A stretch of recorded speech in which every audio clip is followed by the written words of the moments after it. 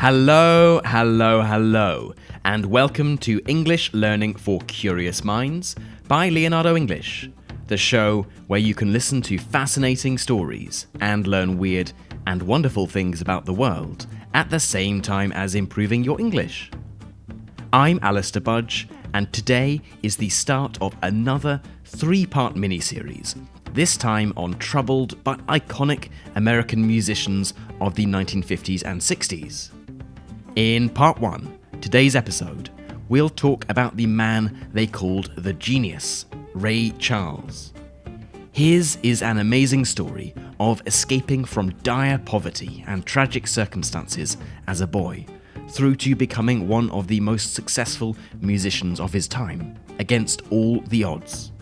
Then, in our next episode, which will be one of our member-only ones, we'll talk about Johnny Cash, the man in black.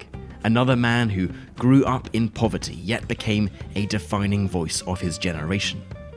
And to finish it off, we'll learn about the life of the man they called the King, Elvis Presley, someone who was considered average by his teachers as a boy, but went on to really create the category of rock and roll. In these 3 stories, to different degrees, we'll meet adversity. We'll learn about America in the 1950s. We'll come up against near-death experiences. There will be sex, drugs, rock and roll, and plenty of personal demons to battle with.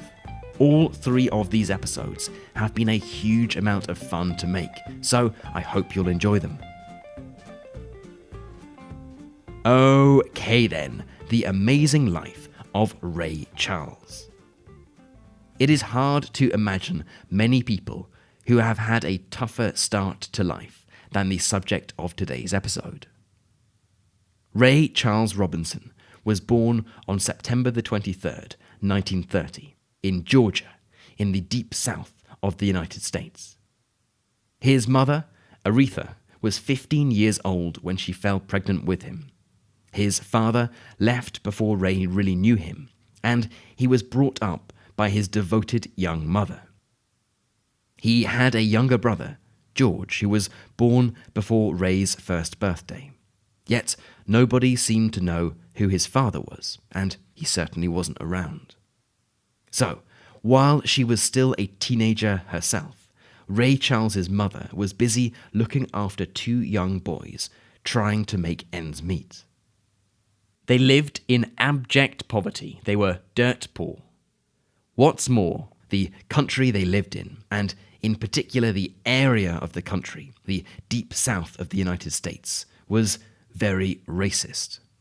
This was still the era of the Jim Crow laws, where black people were not allowed to sit in the same places as white people.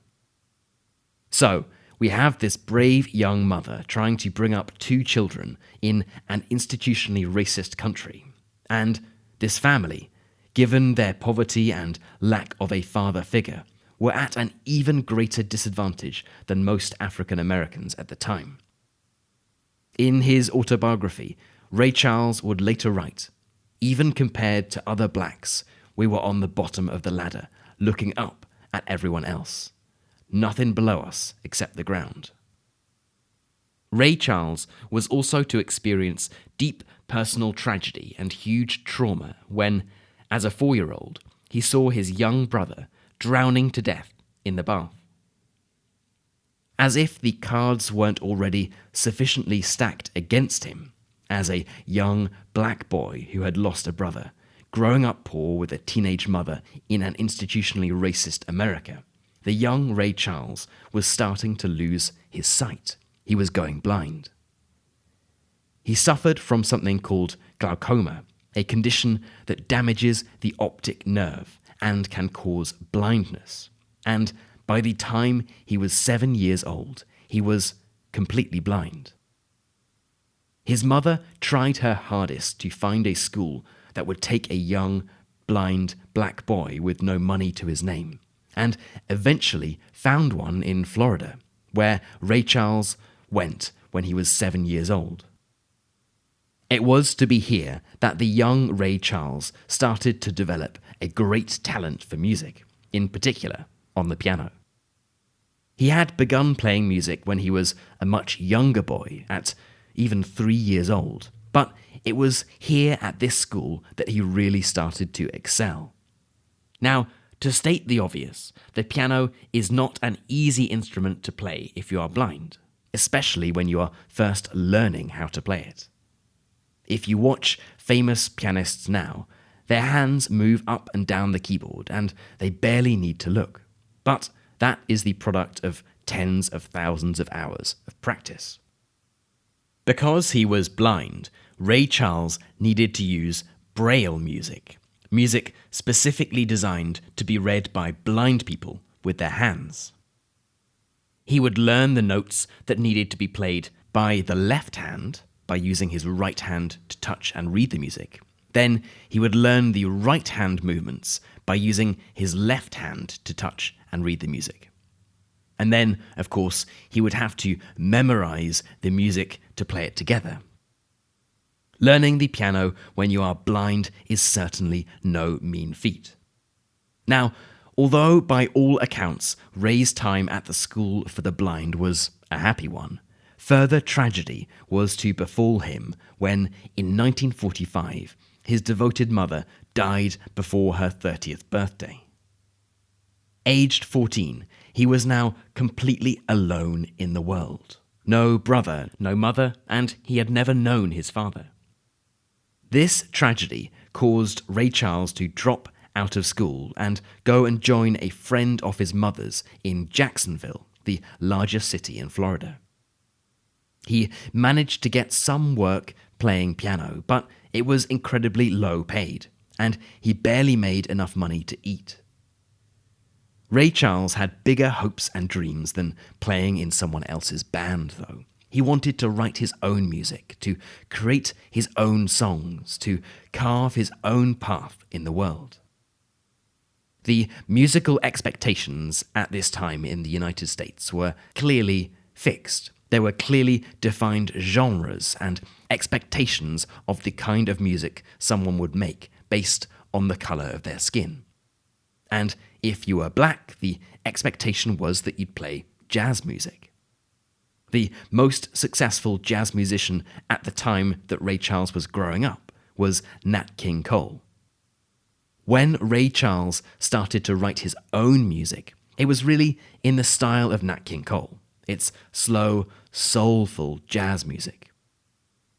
In 1948, 3 years after Ray Chales had left school, and when he was not yet 18 years old, he moved to Seattle. The story goes that he asked a friend what city in the United States was furthest away from where he was, in Tampa, Florida. His friend took out a map and drew a line all the way across, getting to Seattle, on the far northwest of the country. He made the 5-day bus journey across the country, finally arriving in this new city. It was here that he met another ambitious boy, a 15-year-old called Quincy Jones, a man whose career would go on to include working with Frank Sinatra and Michael Jackson. In Seattle, he had his own apartment, he lived independently, and he started to make a name for himself as Ray Chales, the blind singing sensation. His big break was to come 4 years later, in 1952, when he was signed to a record label called Atlantic Records. This finally gave him the distribution that he so badly needed, and success came quickly after, with the release of Mess Around in 1953, and then the following year, in 1954, with the song that really catapulted him to nationwide fame, I Got a Woman. When it comes to the evolution of the musical style of Ray Chales, you can clearly hear that he has moved away from the slow jazz, the Nat King Cole style, what's called crooning. And by now he has mixed, he has fused together a variety of different styles of music. There is jazz in there, but he has combined it with blues and even gospel, the style of music popular in churches in the American South. This was something that people simply didn't do. Gospel music was holy. It was music that was sung in church.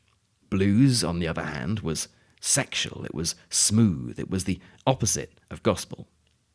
By blending the two styles, Ray Charles was putting a type of music associated with sin and debauchery together with music sung in church. He would also use gospel lyrics and switch parts of them. For example, in I've Got a Woman, he takes a gospel song called This Little Light of Mine, but switches light for girl, and he's sexualizing a hymn. And there were large parts of Black America that reacted badly to it. They didn't like what Ray Charles was doing. He was even accused of sacrilege by gospel pastors, who accused him of bastardizing their hymns. There was little that could stop Ray Charles, though, and he continued to have hit after hit. He was becoming such a star that he was even offered a new, incredibly generous contract by another record label. In 1959, he switched from Atlantic Records to ABC Records, when he was offered a $50,000 annual advance, which was about $500,000 per year at the time, plus ownership of all of his records. This would have been an incredible deal for the period. Ray Charles, alongside being a bold and incredibly talented musician, was also a shrewd negotiator and an excellent businessman. He would negotiate his own contracts. He owned his own music. He had his own music studio. He, later on, even started his own record label. He was blind, but he saw more clearly than most the commercial advantages of having control over your own music and your own destiny. At the time, most other musicians would have had their record labels manage all of this for them. And although he was completely blind, and his eyes had literally been removed from his body, he was incredibly independent. He never used a stick, and he never had a dog to guide him. He walked on his own, confidently, feeling his way over to where he needed to go. So much so that people would often doubt that he was really blind at all. This bravery is believed to have partly come from his mother, who would tell him, "You're blind, you ain't stupid." From a young age, Ray Charles was taught that there was no point feeling sorry for yourself. Yes, he had had a very tough start to life. He had grown up poor, blind, and black in a racist country. But this shouldn't stop him from doing anything he wanted in life. And by the mid-1960s, Ray Charles was certainly a huge success by anyone's standards. However, there was a darker element to his life that was of his own making. He had been addicted to heroin since he was 18 years old. Obviously, being addicted to hard drugs is not a sensible life choice for anyone, but in the late 1940s and 50s, especially in the circles he was in, of jazz and blues musicians, it was nothing completely unordinary. Other jazz musicians took heroin very happily, including lots of people that Ray Charles looked up to. He thought it was a way of relaxing and it helped creativity, and he had been a full-on addict since he was 18. Although he was deeply addicted to the drug, he managed to function semi-normally. It was still an illegal drug, though, and after being arrested several times in the 1950s for possession, and then finally again in 1964, he decided to go to rehab, and he managed to kick his addiction once and for all. There was one more addiction, another vice, or perhaps we should just say another part of Ray Charles's character that he never really managed to overcome: his love of women. He was married twice for a total of 23 years, but had numerous other relationships and is known to have fathered 12 different children, only 3 of whom came from his marriages. He would sleep with his band members, with fans, with women he met on his tours. And there was no shortage of women who were attracted to Ray Chales. Despite not being able to see, Ray Chales was reportedly a keen admirer of female physical beauty. When he met a woman, he would take her hand and arms, run his hand over them to get a feel of whether this was a woman that he was attracted to. You can perhaps tell this from Ray Charles's music, but he was an incredibly sensual person. Of course, if you do not have the luxury of being able to see, your other senses become heightened, and it seems that for Ray Chales, it was his sense of touch and of hearing that compensated for the lack of vision.